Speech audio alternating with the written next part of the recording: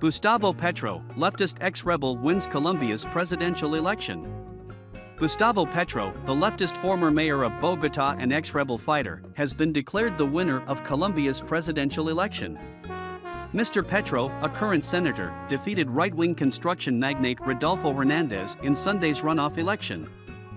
Figures showed he took 50.5% of votes, defeating his rival by more than 700,000 ballots to become Colombia's first left-wing leader. The 62-year-old hailed what he called a victory for God and for the people.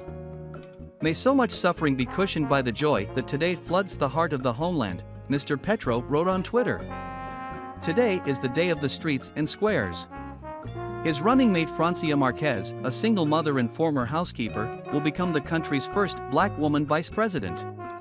In a video posted to social media, Mr. Hernández, who ran a non-traditional campaign that relied heavily on TikTok and other social media, conceded to Mr. Petro. "Colombians, today the majority of citizens have chosen the other candidate. As I said during the campaign, I accept the results of this election," he said. "I hope that Mr. Gustavo Petro knows how to run the country and is faithful to his discourse against corruption," he added.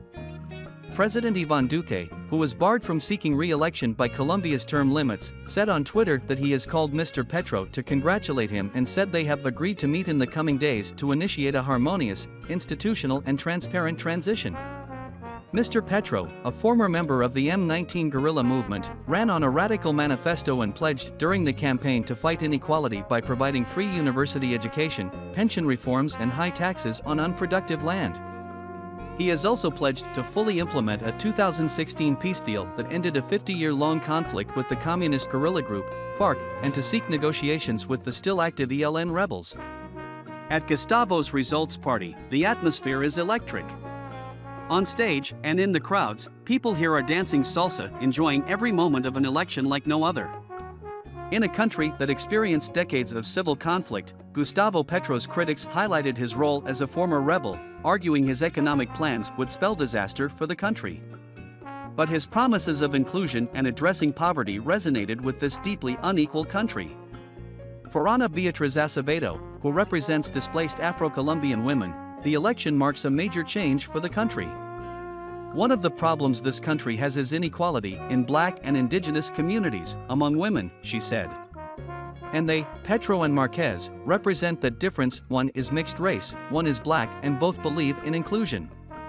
It's often a cliche to call elections historic, but these really are. It's a huge departure for this conservative country and says a lot about how much the country has changed.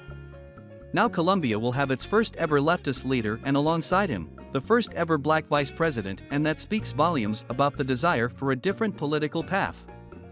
The campaign marked Mr. Petro's third run for the presidency. He finished fourth in 2010 and was comfortably defeated in a runoff by Mr. Duque in 2018.